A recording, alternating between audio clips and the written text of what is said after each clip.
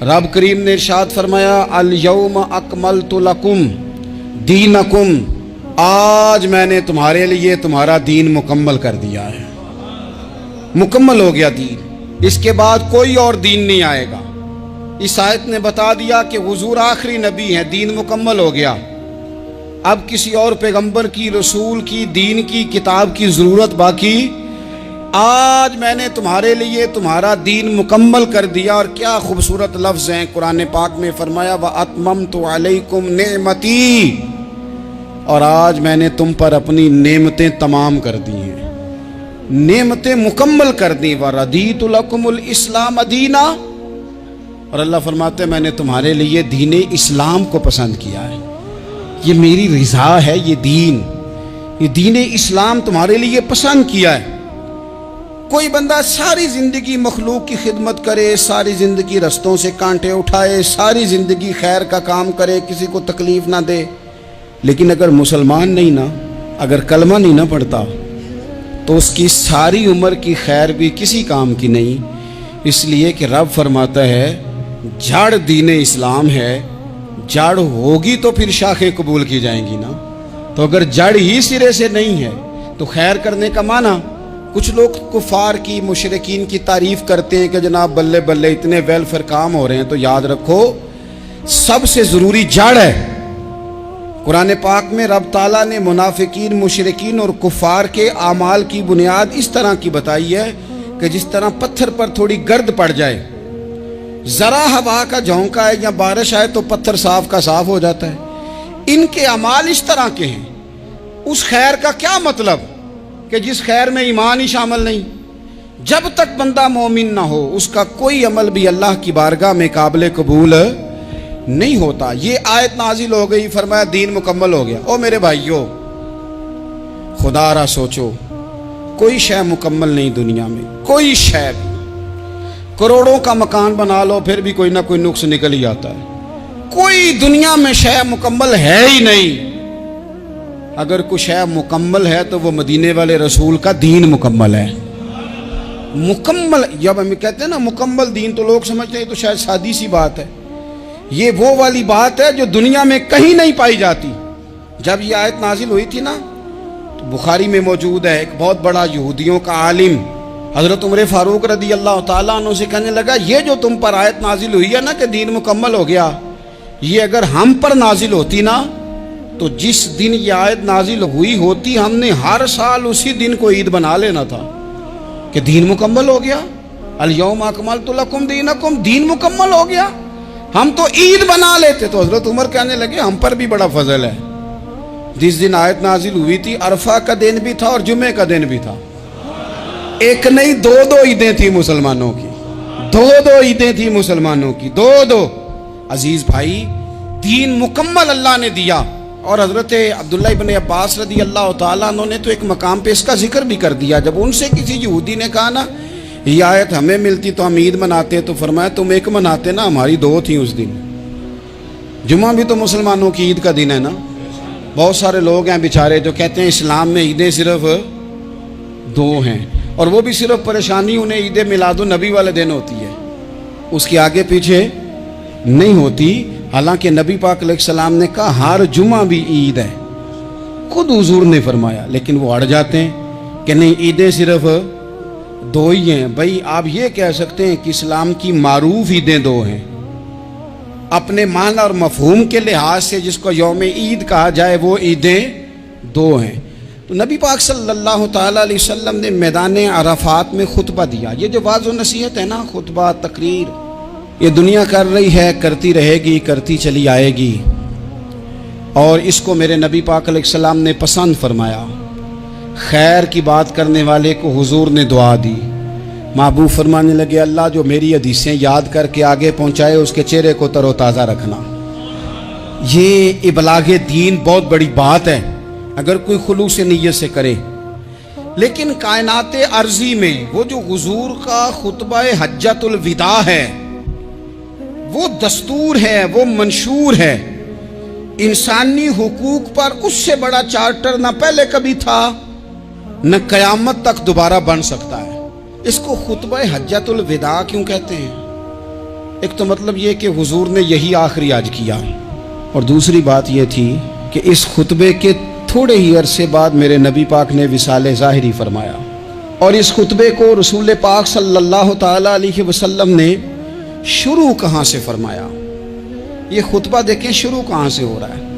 انسان دنیا میں ملتا بھی ہے، جدا بھی ہوتا ہے، یہ جو جدائی کا وقت ہوتا ہے نا، جدائی کا، شاید بڑی سوچ سمجھ کے کہا تھا حضرت میاں صاحب نے، بڑی غور کر کے انہوں نے کہا تھا کہ دریا کنڈے روخ نہ لائیے، جو آوے روڑ جاوے۔ آپ میدان میں درخت لگاتے ہیں تو کبھی پھل گرتا ہے تو زمین پہ گرتا ہے، اٹھا لیتے ہیں، اگر دریا کے کنارے ہو تو وہ تو دریا میں گرے گا اور روڑ جائے گا، چلا گیا، بہہ گیا۔ فرمانے لگے دریا کنڈے روخ نہ لائیے، جو آوے روڑ جاوے، تے پردیسی نال نہ یاری لائیے، او دا جدوں دل کرے ٹر جاوے، وہ تو چلا جاتا ہے۔ یہ خطبہ شروع کہاں سے ہو رہا ہے؟ یعنی ابھی آغاز کلام ہے، بات آگے آئے گی، آغاز کلام ہے۔ میں کہہ چکا ہوں ولی شاید عبادت کر کے بنے، تقوی اختیار کر کے بنے، ولی اللہ کی حرام کردہ ہر شے سے اجتناب کر کے بنے، وہ جس میں شبہ ہے اس سے بھی بچے تو پھر ولی بنے۔ لیکن صحابی تو حضور کی زیارت سے بنتا ہے نا، نبی پاک کی زیارت سے بنتا ہے، اور صحابہ تو وہ صحابہ تھے جن کی ہر صبح عید ہوتی تھی، خدا کا قرب حاصل تھا، نبی کی دید ہوتی تھی۔ وہ تو اس طرح کا ماحول تھا کہ نبی پاک نے فرمایا حضرت ابو ہریرہ سے یہیں بیٹھے رہتے ہو، تھوڑا ذرا کبھی کوئی کام بھی کر لیا کرو، وقفے سے ملنے سے محبت بھی بڑھتی ہے۔ تو حضرت ابو ہریرہ اٹھے اور ستون کے پیچھے سے ہو کے واپس آ گئے، فرمایا آ گئے ہو؟ عرض کی حضور دل ہی نہیں لگتا تو جائیں کہاں؟ وہ جو حضور سے آ کے کہتے تھے نا یا رسول اللہ صلی اللہ علیہ وسلم، حضرت صوبان بن مالک، حضور نے فرمایا پریشان دکھائی دیتے ہو؟ کہا یا رسول اللہ ایک بات پریشان کرتی ہے۔ کہا وہ کیا؟ عرض کی حضور دل بے چین ہوتا ہے تو زیارت کو آ جاتا ہوں، آج ایک عجیب خیال آیا ہے، عجیب خیال آیا ہے، اور اس نے عجیب رنگ طبیعت میں بھر دیا ہے۔ فرمایا تمہیں کیا خیال آیا؟ عرض کی یا رسول اللہ صلی اللہ علیہ وسلم آج خیال آیا ہے کہ صوبان ہے، تو حضور کا غلام ہے، جنت تو حضور کے صدقے ملے گی، لیکن یہ ہے کہ حضور تو ہوں گے نا نبیوں کے ساتھ، تجھے ملے گی پر ملے گی تو غلاموں کے محلے میں نا۔ تو دل میں خیال آیا کہ وہاں زیارت بھی ہوگی کہ نہیں؟ او جنت میرے کس کاری جتھے یار نظر نہ آوے، زیارت بھی ہوگی کہ نہیں؟ حضور کی بارگاہ میں جب حضرت صوبان نے عرض کی تو رب کریم نے فرمایا محبوب جو تیری اور تیرے رب کی اطاعت کرے نا، اولئک انعم اللہ علیہم من النبیین والصدیقین والشہداء والصالحین، فرمایا ان کو اللہ نبیوں کے، صدیقین کے، شہداء اور صالحین کے ساتھ ہی جنت میں اکٹھا فرمائے گا، وہ اکٹھے رہے۔ تو جن کو تو جنت میں بھی حضور کی زیارت کے بغیر چین نہیں تھا، ان کو حضور نے خطبہ حجۃ الوداع شروع کرتے وقت پہلا جملہ پتہ کیا کہا؟ حضور اونٹنی پہ ہیں، احرام باندھا ہوا ہے، 1,40,000 کم و بیش غلام سامنے کھڑے، عرفات کا میدان۔ محبوب فرمانے لگے پہلا جملہ، جو درد والے تھے وہ تڑپ گئے، یہ سارے درد والے تھے لیکن کچھ زیادہ مزاج شناس تھے۔ محبوب نے پہلا جملہ کہا، حضور فرمانے لگے لوگوں جس طرح آج اکٹھے ہوئے ہیں شاید اس کے بعد دوبارہ ہم اکٹھے نہ ہوں۔ پہلا اعلان ہی کر دیا کہ یہ تمہارے ساتھ جو آج خطبہ ہے نا، اس میں اشارہ دے دیا کہ دوبارہ نہیں جمع ہوگے، اگلا حج نہیں کرنا، بس ختم ہوئی بات۔ یہ آخری پہلی بات ہی حضور نے یہ بیان کی۔ اب وہ اتنے دل نرم ہو گئے حضور کی بات سن کے، آنکھوں میں آنسو اس طرح آ گئے، طبیعت کا ملان اتنا بڑھ گیا کہ ہر ایک کا دل کشکول بن گیا، ہر طرف سے آہیں اور سسکیاں ہیں کہ حضور کے وہ جملے یوں صحابہ لے رہے تھے جب آپ سے کوئی کہہ دے کہ بھائی یہ وقت بس آخری ملاقات کا ہے، تو پھر انہوں نے وہ تو حضور کی ہر بات ہی توجہ سے سنتے تھے، پر یہاں جو انداز بن گیا وہ انوکھا بن گیا۔ فرمایا شاید دوبارہ ملاقات نہ ہو۔ پھر میرے کریم محبوب صلی اللہ تعالی علیہ وسلم نے فرمایا جس طرح تمہارے لیے یہ شہر حرمت والا ہے، مکہ حرمت والا ہے نا، ایک نیکی کرو تو مکے میں 1,00,000 کا ثواب، حرم مکہ میں ایک گناہ کرو تو وہ بھی 1 लाख लिखा जाता है, हुर्मत वाला है, बड़ी इज्जत वाला है। फरमाया जिस तरह ये घर इज्जत वाला है काबा, जिस तरह ये शहर इज्जत वाला है, फरमाया जिस तरह आज का दिन हुर्मत वाला है। मुसलमानों, मैं तुम्हें बता के जा रहा हूं, तुम्हें समझा रहा हूं, इसी तरह मैंने तुम सब पर एक दूसरे के माल और इज्जत को हुर्मत वाला कर दिया है। और सहाबा को ना हुजूर ने पहले ये सबक पूरा हुजूर ने पूछा, ये भी जरा कमाल है, ये बुखारी मुस्लिम की हदीस है। हुजूर ने सहाबा से पूछा, 9 ज़िलहज है, जुमे का दिन है, ज़िलहज का महीना है, सबको पता है, लेकिन ना आप जुमा पढ़ने हैं तो मैं आपसे कहूं कि आज आप कौन सा दिन है, तो आप कहेंगे जनाब जुमा है, अजीब आदमी है, जुमा पढ़ा रहे हो। लेकिन जो सहाबा का अंदाज है वो और है। हुजूर ने पूछा, आज ये कौन सा महीना है? ये अदब है, ये मकाम है, ये वो मकाम है जहां बहुत सारे सिर्फ अकल वाले बंदे जो होते हैं ना, वो बेचारे गिरते पड़ते हैं, कहते हैं जी बात आती हो तो बतानी चाहिए, ये क्या बात हुई जी, बंदा बोले ही ना, ये क्या लेकिन कुछ लोग ऐसे हैं जिनका धारा अदब कुछ और होता है, उन्हें ढेरों बातें भी आती हों तो हर जगह बात करने की नहीं होती, सब जगह कहानियां सुनाने की नहीं होती। हुजूर ने फरमाया कौन सा महीना है? कुर्बान जाए भैया को जुबान होके कहने लगे वल्लाहु व रसूलहु आलम, अल्लाह जाने अल्लाह का रसूल जाने। सानू ते कैद सज्जन दा गहना है, ओ जिंज रखे असा उंज रहना है, हमें क्या पता। पूछा किसी ने, लिखा है सूफिया ने, किसी ने पूछा तुम्हें पता नहीं, कहने लगे चुप कर, हमें क्या पता कौन सा महीना है। तो हुजूर ने फरमाया आज तारीख कौन सी है? भाई साहब को पता था ना 9 ज़िलहज को ही हज होता है, कौन सी तारीख है? कहा वल्लाहु व रसूलहु आलम, अल्लाह जाने अल्लाह का रसूल जाने। कुर्बान जाए। हुजूर ने पूछा दिन कौन सा है? सबको पता है जुम्मा है, कहने लगे वल्लाहु व रसूलहु आलम, अल्लाह जाने और अल्लाह का। वो सहाबा बता क्यों नहीं रहे? तो अहले मोहब्बत कहते हैं सहाबा का जवाब ये था, हमें कोई महीनों से गरज है, हमें कोई दिन से गरज है, हमें कोई तारीख से गरज है? हाजियो आओ शहनशाह का रोजा देखो, काबा तो देख चुके, काबे का भी काबा देखो, हमें तो महबूब से गरज है। महीना था ज़िलहज का, अगर हुजूर कह देते ज़िलहज नहीं ज़ीक़ाद है तो हमने ज़ीक़ाद ही बना लेना था।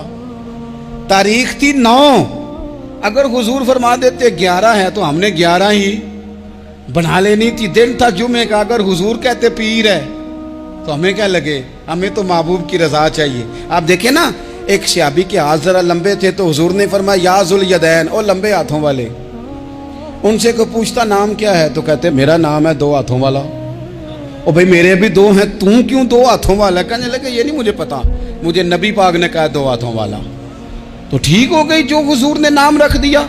तो हुजूर सैयद आलम ने पूछा, फिर हुजूर ने हुर्मत याद कराई, फरमाया याद रखो ये दिन भी बड़ी इज्जत वाला है, जुम्मे का है, ये महीना भी बड़ी हुर्मत वाला है, ज़िलहज का है, ये तारीख भी बड़ी हुर्मत वाली है। लेकिन फरमाया जिस तरह इस दिन की, इस शहर की, इस महीने की तुमने इज्जत करनी है, इसी तरह एक दूसरे के माल का, एक दूसरे की इज्जत का तुमने पास करना। मुसलमान भाइयों, खुदारा ये हुजूर कह रहे हैं यार, नबी पाक ने काबा के सामने खड़े होके फरमाया बैतुल्लाह तेरी बड़ी शान है, तेरा बड़ा मर्तबा है, लेकिन फरमाया मेरे मोमिन की इज्जत रब की नजर में काबे से भी ज्यादा है। हम कैसे बैठ के यार, हम कैसे जुर्रत करते हैं किसी की पगड़ी खोलने की कोने में बैठ के? हम अपने घर बैठ के किसी पर तबसरा कर गए, किसी बंदा मोमिन की इज्जत उछाल गए, बिल्कुल पता नहीं था बात का और हमने कहानी बना दी पूरी की पूरी, दास्तान सराई कर गए। सुबह से शाम तक हमारी गपशप का उन्वान क्या है? किसी न किसी का शिकवा, किसी न किसी की शिकायत, ये हमारी गपशप है। खुदारा हुजूर ने तो खुतबा हज्जतुल विदा में पहला सबक ये दिया था कि मेरे जाने के बाद एक दूसरे की इज्जत करना, और इसी खुतबे में एक जगह पे फरमाया ये ना हो कि मेरे जाने के बाद तुम एक दूसरे की गर्दनें मारने लग जाओ, एक दूसरे की इज्जतों का ख्याल करना, पास करना। मुसलमानों, मेरे अजीज भाइयों, बुजुर्गों, इज्जतों का दिफा शुरू करें। थोड़ी देर के लिए अपनी ज़ुबान लोगों के ऊपर तबसरा करने से कंट्रोल में लाएं। کچھ چیزیں ایسی، میں مختلف شہروں میں جاتا ہوں، جس شہر میں گئے وہاں لوگوں نے یہ کہا جناب یہاں جو مولانا ہے نا، بعض لوگ یہ باتیں بڑی چسکے لے کے سنتے ہیں، یہاں جو مولانا ہے نا وہ کچھ نہیں کرتے، آپ بڑے اچھے ہیں، یہاں جو پیر صاحب ہیں وہ بڑے گڑبڑ ہیں، آپ بڑے اچھے ہیں۔ تو میں ان سے کہتا ہوں کہ میں اس لیے اچھا ہوں کہ میں تھوڑی دیر کے لیے آیا ہوں، میں نے چلے جانا ہے، اور دوسری بات یہ کہ مجھے آپ جتنا مرضی اچھا کہہ لیں، میں نے رخصت ہو جانا ہے 2-3 گھنٹوں کے بعد۔ یہاں جس آدمی کا آپ شکوہ کر رہے ہیں نا، آپ اس کو جنازے کے لیے خبر کریں نہ کریں، اسے پتہ چل گیا نا محلے میں جنازہ ہو گیا، تو اسے کوئی کام بھی ہوا تو اس نے کہنا یار نہیں محلے میں فوتگی ہوگی، میں نے جنازہ پڑھانا ہے، اس نے جانا نہیں۔ تو کمزوریاں تو سب جگہ ہوتی ہیں، لیکن ان کمزوریوں کی وجہ سے آپس میں بغض پیدا کر لیا جائے گا۔ اور پھر کمال بات ہے نا کہ اپنی ساری کمزوریوں سمیت اپنے آپ سے پیار ہے، اپنے آپ سے محبت ہے، اور دوسرے کی ایک کا پتہ چل جائے تو ہمیں گھن آنے لگ جاتی۔ تو حضور نے خطبہ حجت الوداع کے موقع پر یہ بات ارشاد فرمائی۔ دوسرا حضور نے فرمایا لوگوں یاد رکھنا، یہ خطبہ حجت الوداع میں نبی پاک نے فرمایا، یہ حضور خطبہ دے رہے ہیں، اور اس وقت دے رہے ہیں جب حضور صحابہ کو بتا چکے ہیں کہ یہ آخری ملاقات ہے، جو دور دراز سے آئے ہیں ان کو بتایا ہے کہ یہ میری تمہاری جو مجلس ہے، جو محفل ہے، جو تم سے بات ہو رہی ہے، یہ آخری ہے۔ محبوب فرمانے لگے لوگوں یاد رکھنا قیامت قائم ہوگی۔ ان جملوں کا حسن ملاحظہ کر لیں۔ فرمایا قیامت قائم ہوگی، تم اپنے رب سے ملاقات کرو گے، اور فرمایا تمہارا رب تم سے تمہارے اعمال کے بارے میں پوچھے گا۔ یہ خطبہ حجت الوداع میں کریم نے فرمایا، صبح تم اٹھے کیا عمل کیا، اللہ پوچھے گا۔ کسی سے ملاقات ہوئی، طرز کیا تھی، سوچ کیا تھی، اللہ پوچھے گا۔ لین دین میں کیا معاملات تھے، تمہارے اعمال کے، اللہ سے ملاقات ہوگی، وہ کھڑا کر کے پوچھے گا۔ اور حدیث میں کئی جگہ پہ حضور نے فرمایا وہ تم سے سوال کرے گا، تمہیں جواب دینا ہے۔ میرے عزیز بھائیوں، تیار رہنا چاہیے، تیار۔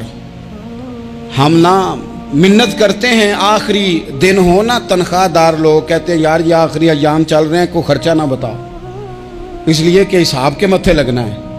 آخری دنوں میں، بجٹ کے دنوں میں لوگ پریشان ہوتے ہیں کہ حساب دینا ہے۔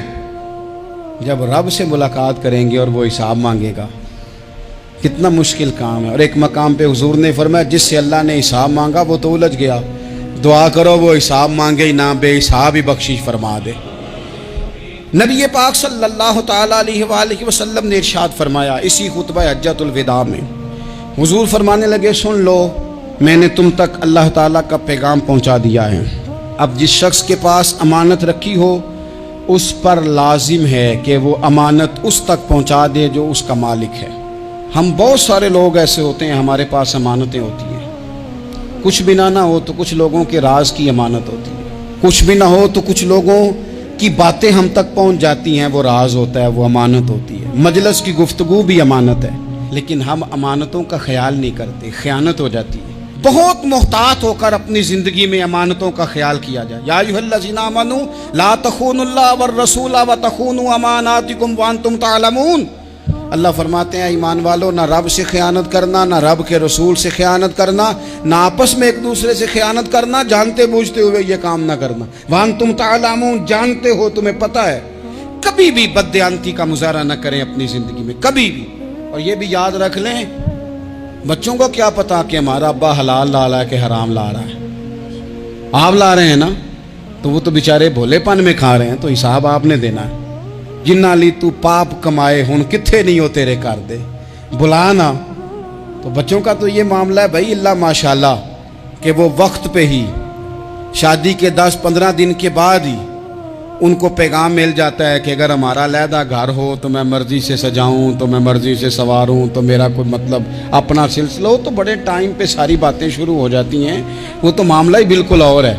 تو بالکل کسی بھی امانت میں کبھی بھی خیانت کرنے کی کوشش نہ کریں، اور یاد رکھیں مال حرام جہاں آتا ہے وہاں بڑی تباہی آتی ہے، جہاں لوگ بددیانت ہو جاتے ہیں وہاں معاملات بڑے خراب ہو جاتے ہیں۔